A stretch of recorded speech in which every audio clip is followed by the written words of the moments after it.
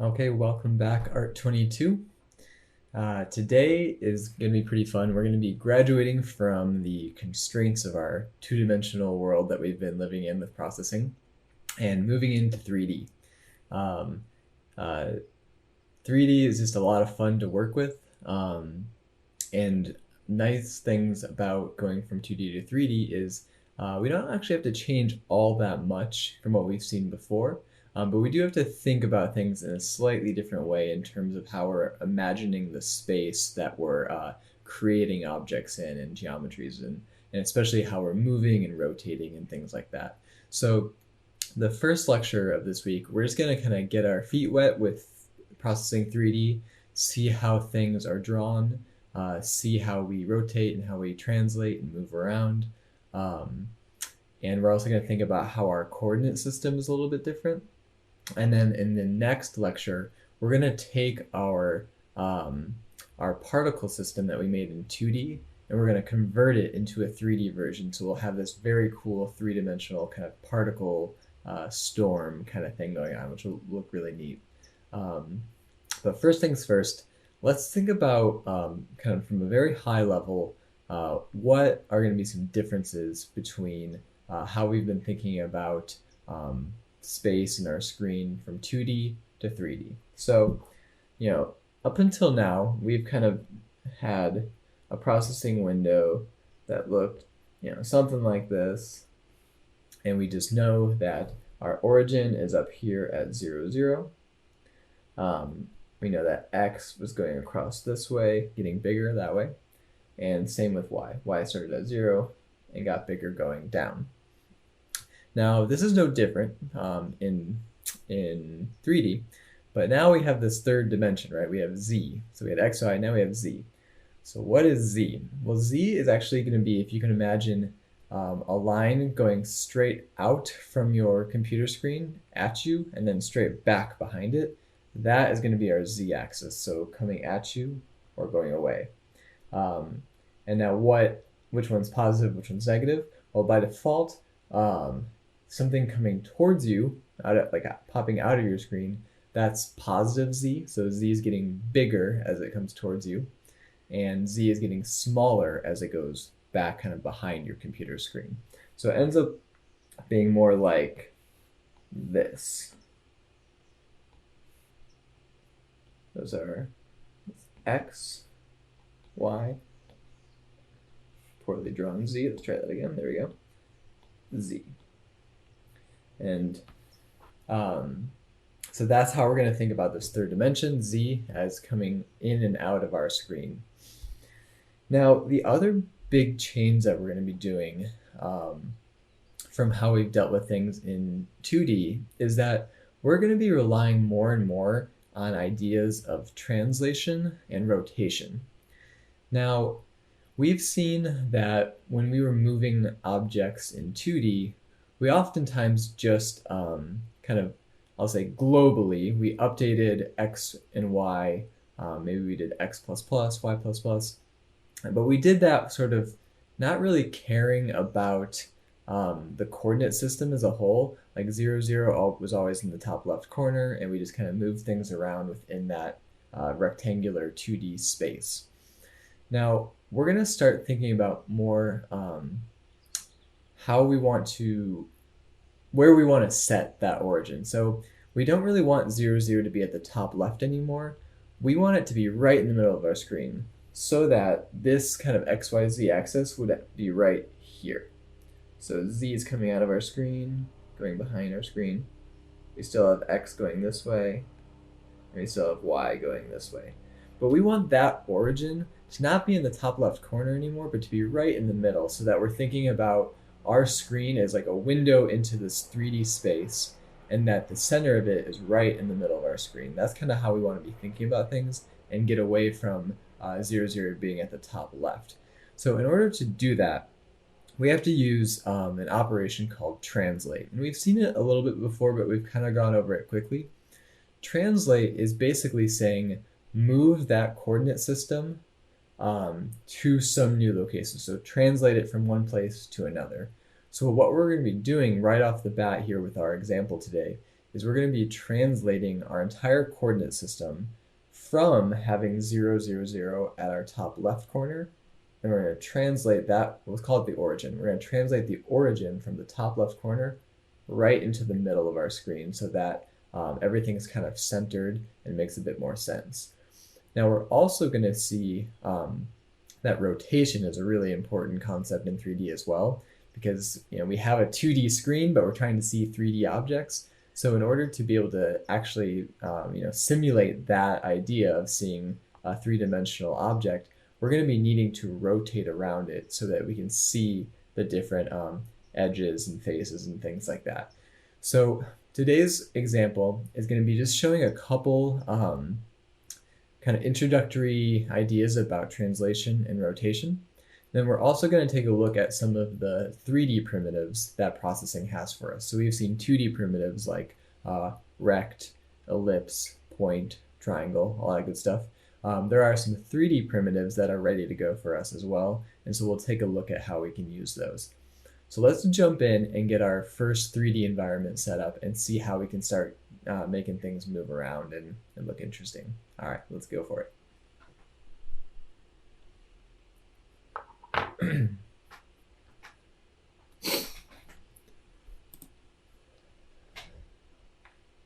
Okay, so here we are, week 7, class 1A. First things first, let's just get our setup section and draw in place. Okay. Now, to make processing know that we want to do a 3D scene instead of a 2D scene, we actually only need to add one other little element in our setup.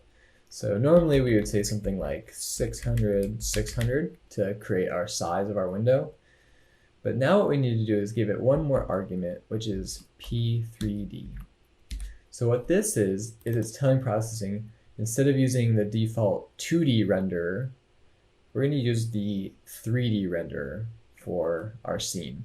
Now there are other options, but we're just going to stick with P3D for our class. Okay, so now basically processing knows, all right, we still want a window that's 600 by 600, but now we have 3 dimensions to work with. Very cool. Okay, that's all we need really to do with setup today. So the first thing I'd like to do is draw something very familiar and see how we can work with it in a 3D context.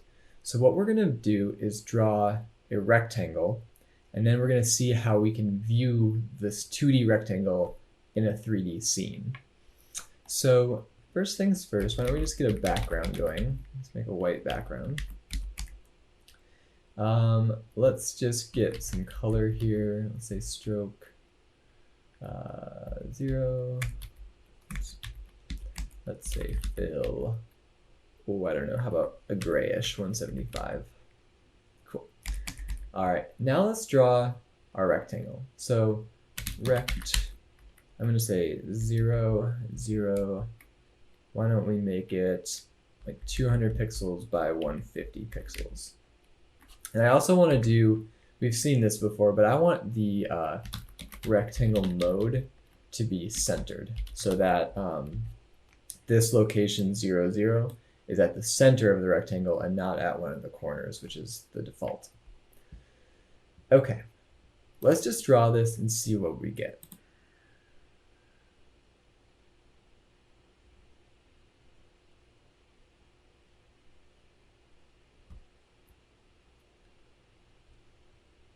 A little slow today, but there we go. All right, so nothing particularly interesting, right? We have a rectangle and we're drawing it at 0, 0, which is up here on the left. Okay, nothing surprising there. However, what we discussed is that we want to move our origin from being up here in the top left to being right here in the middle. So let's do that first things first. So I'm gonna come up here, and now after I draw the background, I mentioned that we're going to use translate as our way to move the origin of our coordinate system from one place to another, in this case the top left to the middle of the screen. So here's how we do that. We're going to say translate, Now where do we want our origin to go? I want it to be right in the middle.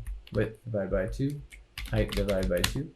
And now that we have x, y, and z, I'm also going to say 0 because I want the origin to be at 0 in the z direction. So I don't want it to be coming out from the screen. I don't want it being like behind our screen, just right in the middle at 0. Okay, let us see what we get now.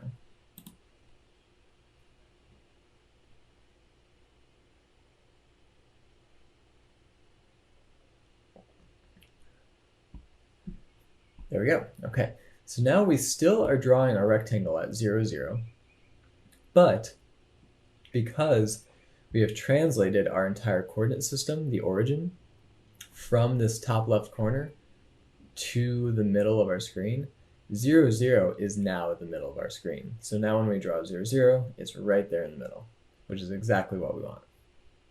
Okay, great. And apologies that this is running a little bit slow each time, as you can see up here. Just with all the screen recording that is happening, things are running slow today, but that's okay.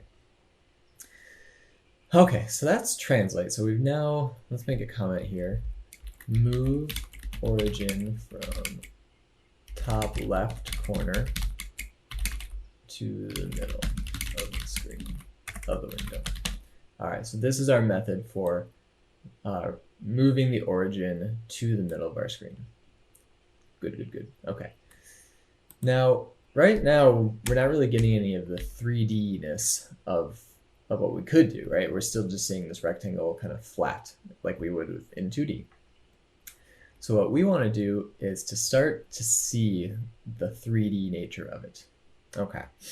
So let's get into some rotation, because that's just what's going to allow us to see this geometry in 3 dimensions. So what we're going to do is we're going to rotate this rectangle along each axis one at a time. So how do we do that? So we're going to use this function called rotate. In this case, x. We'll use x first. And so now we have to tell processing how much we want it to rotate around the x-axis. So if you remember, the x-axis is kind of the horizontal axis here. So it should have the effect of kind of tipping forward and back, kind of like a barrel roll. So by default, rotate commands are in terms of pi. So, you know, like if you think about 360 degrees, a full circle is 2 pi. Now, luckily, if you don't enjoy thinking about rotation as numbers in relative to pi, there's actually a way processing has to convert it into what we typically think about with just degrees, like 90 degrees, 45 degrees, 360 degrees, 180, whatever it might be. And that is just by putting radians, another parenthesis. I'll get one last parenthesis here for the rotate. And now what we can do is we can say something like 45, which basically now we're telling processing, okay, I want to go 45 degrees. So that's what we do with radians. And this is going to convert it from 45 degrees to the unit of pi that, that rotate likes to have. So this is rotate along x-axis by 45 degrees. Okay, let's take a look at that.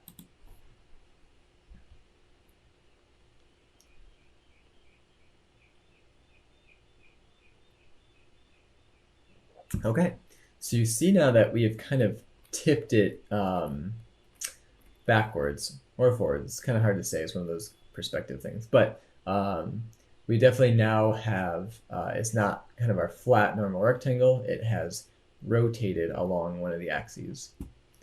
All right, why don't we try it along the y-axis? So I'm going to say same thing, rotate y. We'll use our radians again. Let's just do 45 degrees just to kind of keep it consistent. Y-axis. Let's see what we get now.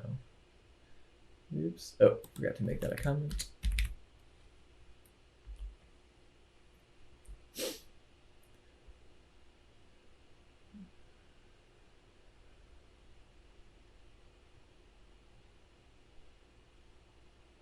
Okay, so now you can see that, remember our y-axis is going top to bottom right here. So now we've kind of nudged it so that the left side of the rectangle has rotated kind of forward along that axis, and then the right side has kind of moved backwards. So it's spiraling around this pole here, this y-axis. Okay, great. Now just for thoroughness, let's do the z-axis. Rotate z, radians, 45. This is z-axis.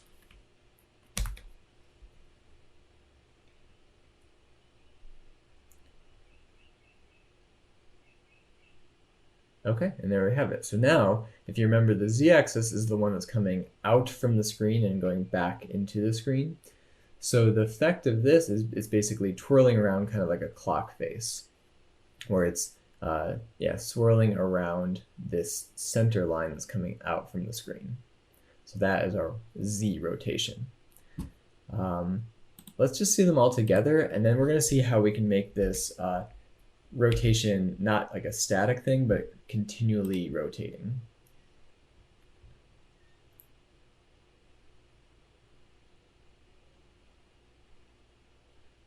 Okay, so there, now we've rotated along three axes.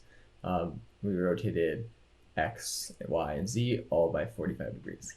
Okay, let's make this a bit more interesting. So I'm going to comment this out for the moment. There we go. I want to make our rotation something that's animated. So instead of having a fixed number in here, like radians 45, I'm going to use a little kind of clever trick where I'm going to have the rotation be based on our frame count. Now, why am I doing that? Our frame count is a number that's continuously changing, right? It starts at 0 and gets bigger and bigger and bigger. So I can actually use the frame count, and it's going pretty quickly. So I just know that I want things to be changing, numbers to be growing more slowly. So I'm going to multiply it by 0.1 just to scale it down a bit. Now let's just do all three of them together. Rotate Y, frame, and you can do these individually on your own. Rotate Z, frame count, oops, times 0.01. Okay, let's see what we get now.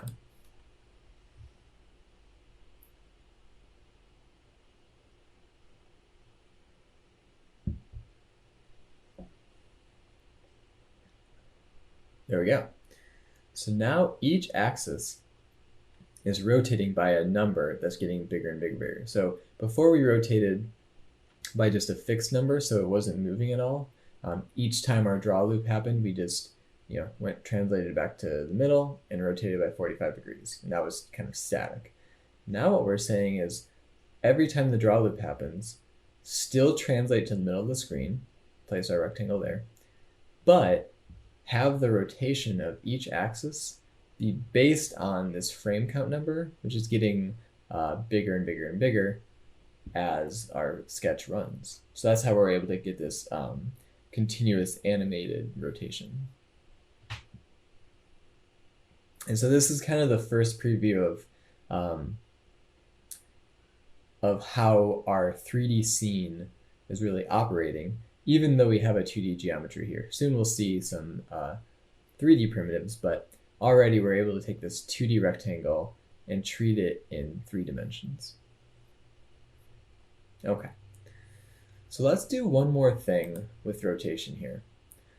Instead of making it, let's call this autonomous rotation, so it's rotating on its own, or autonomous rotation based on the increasing frame count number. So instead of that, I want to make this interactive. I want to be able to have control over this rotation. So I'm going to say interactive rotation based on mouse. Okay, so to do this, we're going to utilize the map function, which we've seen before. If you need a refresher on that, go back to a previous lecture where we talked about map, or consult the processing reference, of course. But what we're going to do is we're going to create a variable for how much rotation we want, and let's just do x and y. So we're going to have a float rotation x and rotation y. Now, because what we want to do is basically have, as we move our mouse left and right, we want to rotate x more and less. And as we go up and down, we want to rotate y. So the way we can do that is we use our map function. And the reason I'm mapping it is because, right now the numbers we get for, let's say, for mouse x would be 0 to 600. But we want this to fit into the range of 0 to 360 because that's the full rotation, or 360, or you can think about it as 2 pi, depending on if you're using like radians or the pi relative numbers. So in this case, I want to map my mouse x numbers. Now, what's the range currently for mouse x when I go across the screen? Well, that goes from 0 to width. Seen that before. And the range we want it to be in is from 0 to 2 pi. So it turns green. Lucky for us, processing has built in what 2 pi is. 2 pi is 360 degrees. So map mouse from 0 to width to 0 to 360 degrees, aka 2, can't spell, pi. All right. Now let's just do the same thing with the y, mouse y. So we're going to map mouse y from 0 to, you guessed it, height. And we still want it to be rotating 360 degrees. So we'll do 2 pi. We'll say same for y.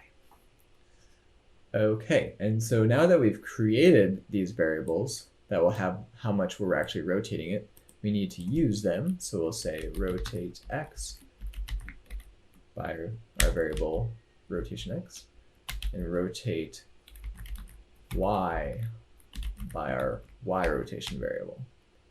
Okay, let's see what we got.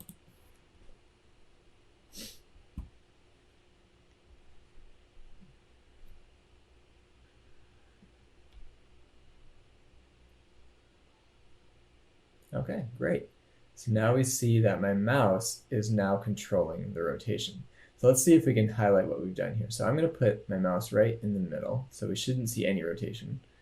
Now, as I go left, we can see that we're rotating, it's hard to do, we're rotating along just the x-axis. So we're doing that sort of forward barrel roll somersault looking thing.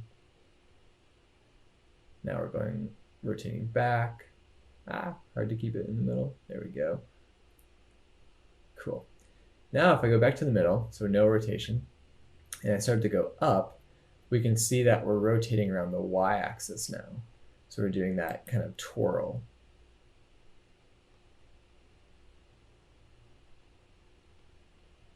Which is very satisfying. And then, maybe get crazy when we just move it around. Okay, so that is how we can start to create our 3D environments by using this combination of translate to get our whole coordinate system to be in the middle, and rotation just to see the different sides of our geometries. Now, this isn't super exciting yet. Well, in some ways it is, but it's not that exciting yet because we're still using a 2D geometry. Let's check out some of the 3D primitives that processing has for us. So what I'm going to do is I'm going to go ahead and comment out our rectangle for now. We don't really need that. And let's get into some of the 3D primitives. So let us do, first things first, let's do a box. So we'll call this 3D primitives. So a box is one of the 3D primitives. And in this case, all that processing needs to know is the size of the box. And it's just one variable because it's a perfect cube. So we can say 100. We'll have to consult the reference. You might be able to give it 3 different parameters for width, height, and depth. I think that might be the case, but I will leave that to you to look up. So let's just make a box that's 100 by 100 by 100.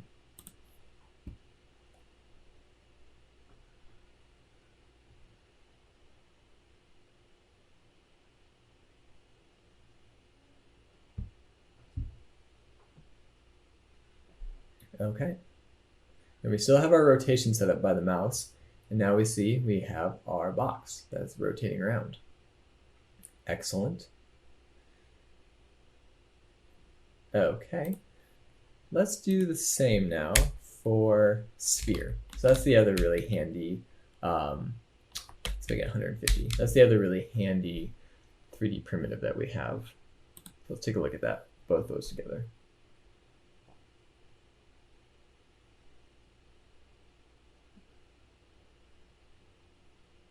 There we go. And there's a sphere. Now I made the sphere 150, so the box is actually inside of it. We can't see it right now. However, we could, well, one thing to note is that our sphere is made up of a whole bunch of triangles. So that's something good to remember. Because in the settings for sphere, check it out on processing reference, you can change the resolution. So how detailed this sphere is by changing how many triangles it uses to draw, how many, I guess, subdivisions of the sphere you're using. I can't remember what the default is, but you can change it to be a lot more detailed or less. The higher detail you do, of course, the more taxing it will be on your computer, but just something good to know. All right, let's do one thing so that we can see both of these geometries. So I'm going to go ahead and say no fill for these. Let's see what we get now.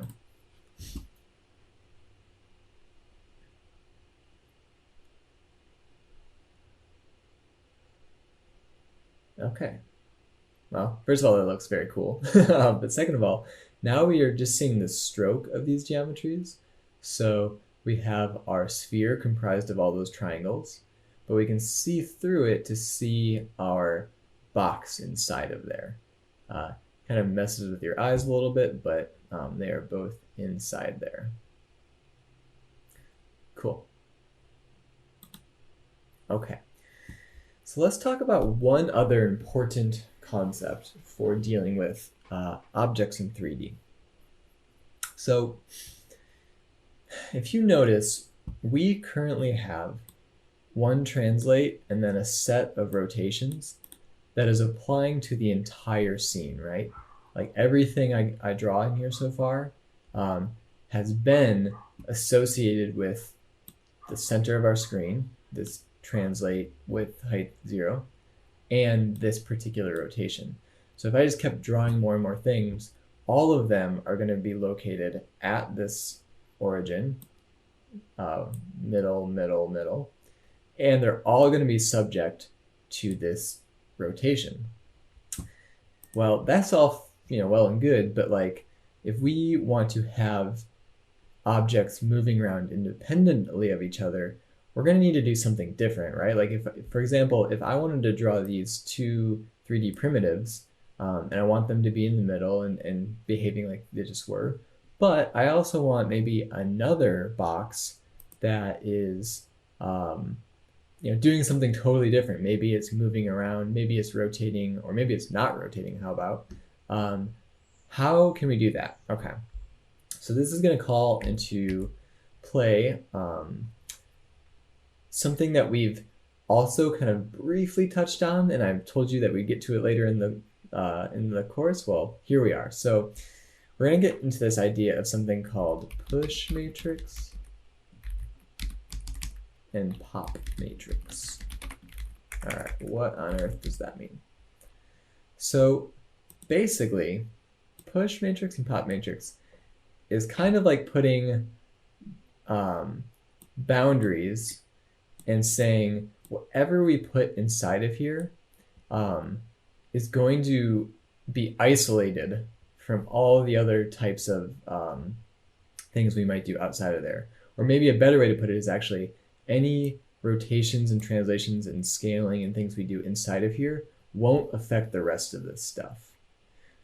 So this translate and this rotate affects everything, but if we put translate and rotates in here, it's only going to affect the things that are inside of this. Think about it like a little geometry sandwich, right? So anything in between these two these two pieces of bread, that metaphor broke down, but anything in between push matrix and pop matrix will not have any effect on all the other stuff outside of it.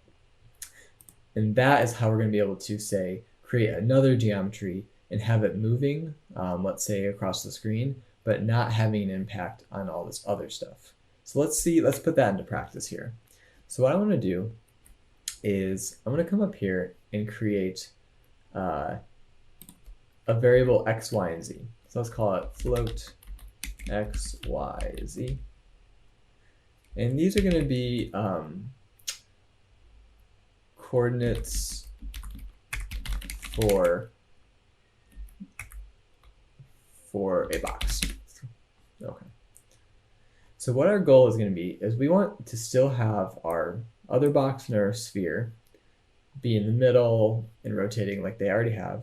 But now we want another box to happen that is moving across the screen, but nothing else is moving. So here's how we'll do that.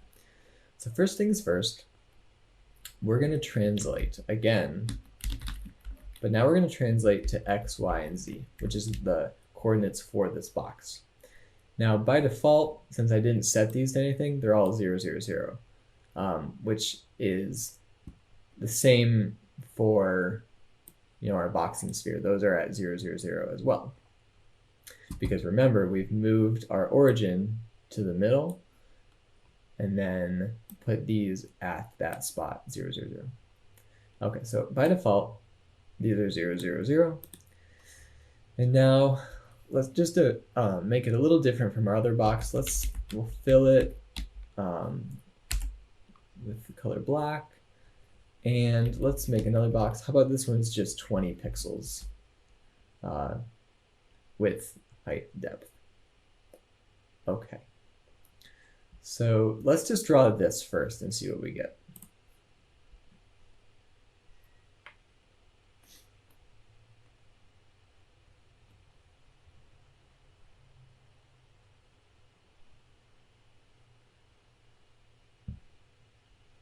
Okay. So nothing surprising yet. We can see that we still have our sphere. We have our larger box. And then we have our new box, that little one in there, the little black one in there. Okay. Now, I want to independently move this box without affecting anything else. So what I'm going to do is I'm going to say z++. So we're going to increase that z variable we created. We're going to increase z, and this is like, we've done this before when we moved really any other geometry, right? We did, x++ or x plus equals 7 or whatever it might be. So we're going to do the same logic here. We're going to increase z, but because we're translating to x, y, z inside of our little boundary here for push and pop matrix, that translation is only applying to this box and is not having any effect on all the other stuff outside of it. So let's see what that looks like.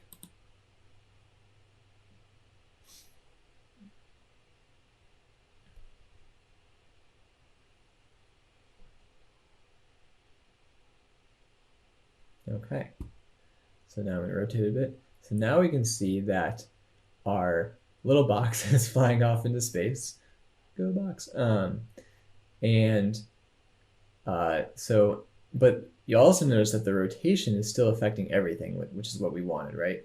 So I can still rotate the entire scene, but our box is flying off in the z direction, whereas the larger sphere and the other box stay put because they are not being affected by that translate x, y, and z. So this translate here is only applying to our new box. I think we've lost it forever. Okay. I'm going to run that one more time. And I'm going to not put my mouse into the rotation. And so we should see this box, because the z coordinate is increasing, we should see it getting bigger and bigger because that box is kind of coming straight at us.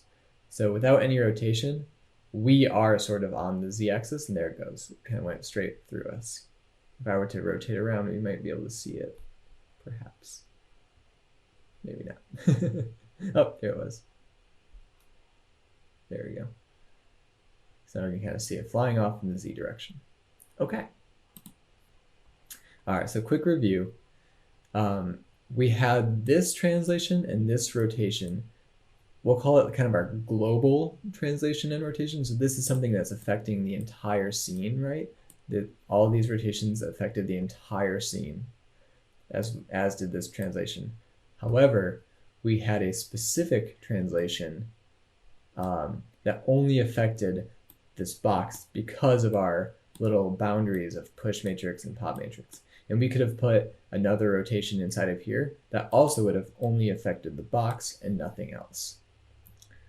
Okay, so we're going to do one more thing in this lecture, but let's switch over to the other screen to discuss that. Okay, so far we've seen that if we want to view our 3D geometries, or even our 2D geometry in a 3D scene, we can use rotations and translations. So, for example, let's say this is our object here, this little kind of coral thing. You know, here, let's pretend that, you know, we wanted to see the other side of it, so we just rotated it, right? Or this way, or whatever it might be. Now, there's one very kind of cool concept that comes with 3D that is a little bit weird to think about at first, but it's really powerful. So when we were in 2D, think about like the perspective from which we viewed our window, right? It was always just a flat rectangle on our screen, and we were always sort of just looking, maybe you could think like down at it, sort of from like a bird's eye view, right? Like we never rotated our perspective or anything like that. We just always look straight on.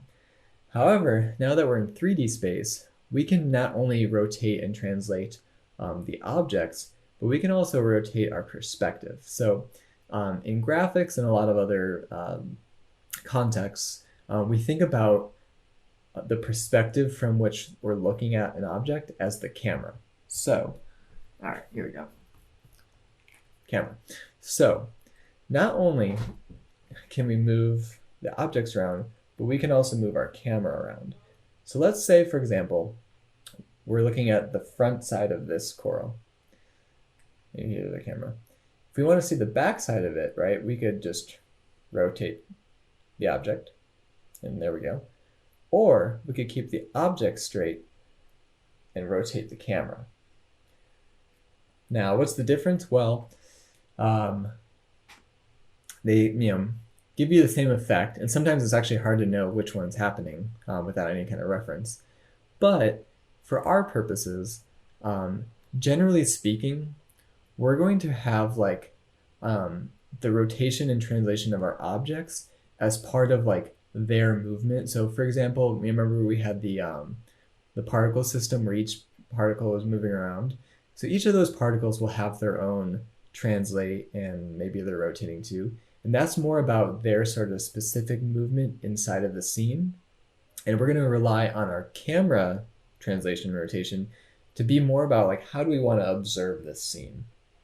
And so thankfully for us, there is a very helpful library that we can use in processing that lets us navigate our camera with the mouse. And there's also ways we can do it with our keyboard, and we'll get into those actually in the next lecture. But let's first just see this library for animating our camera because it's a pretty powerful tool. So we'll import that, and then that's the last thing we'll do for today. All right, so let's jump into that.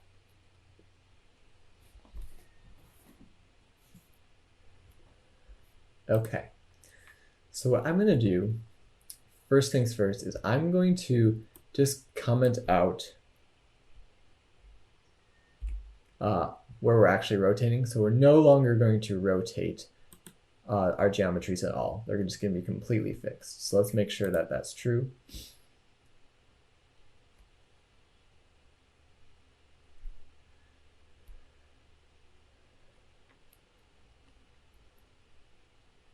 Okay, great. So now these things are completely fixed. Good.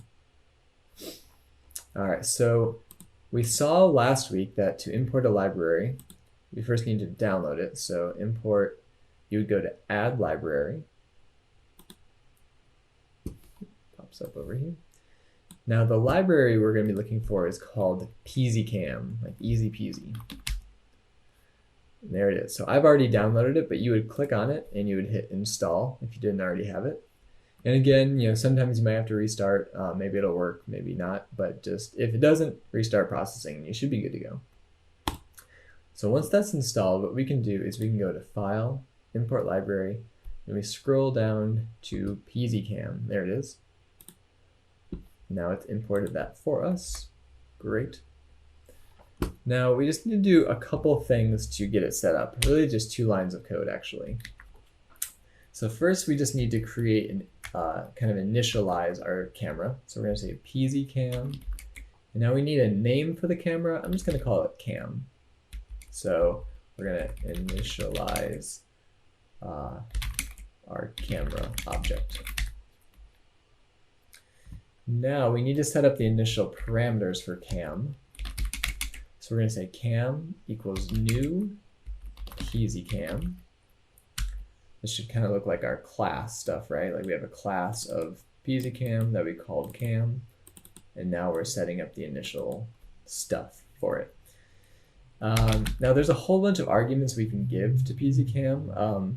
If you look on PeasyCam's reference, there's variables like what do you want it to initially look at, where do you want it to initially be in space, and all these things. I typically just start off with one variable or one argument, and that is the distance from the center that our camera will start at. So in this case, will be 600 pixels away from the origin of our screen. Okay. All right, so now let's see what we got.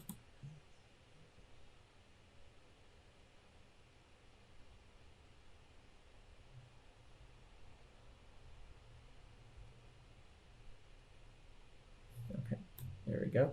So now when you drag and click, you can be rotating. You can also use the scroll wheel to zoom in and out. You'll notice that it kind of cuts off at some point. That's something you can change as well. The other thing you might notice is that our stuff didn't start right in the middle this time, right? It was kind of off to the corner here. Well, that's because there's some kind of settings that PeasyCam has about where it's placed in the scene. So sometimes it can be helpful to get rid of some of the global translations that we've done. So for example, when we put things in the middle without a camera or with processing's default camera, that put it right in the middle for us. But let's see what happens when we comment out our translation and just rely on whatever PeasyCam has built in for us.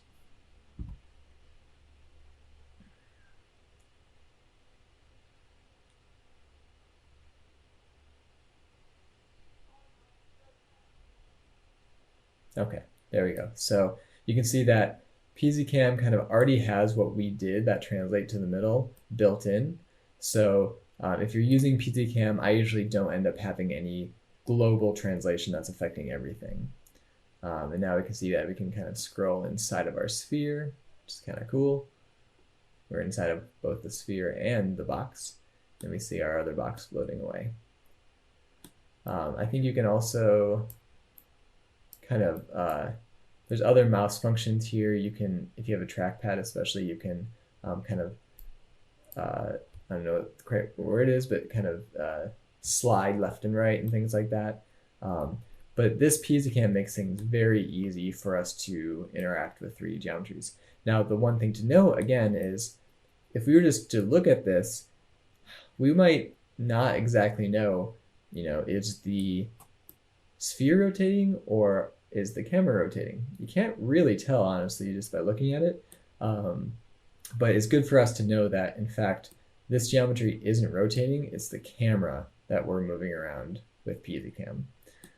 So just something to make sure to keep in mind as we go forward. Okay, so that is the introduction to processing 3D. In the next lecture, we're going to be converting our particle system from 2D to 3D, and we'll continue on in that direction.